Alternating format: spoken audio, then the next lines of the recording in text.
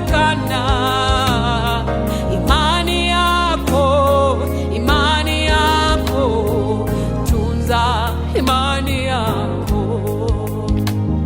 Imani ni bayana ya mambo yale yasiyoonekana. Imani yako, imani yako, tunza imani yako.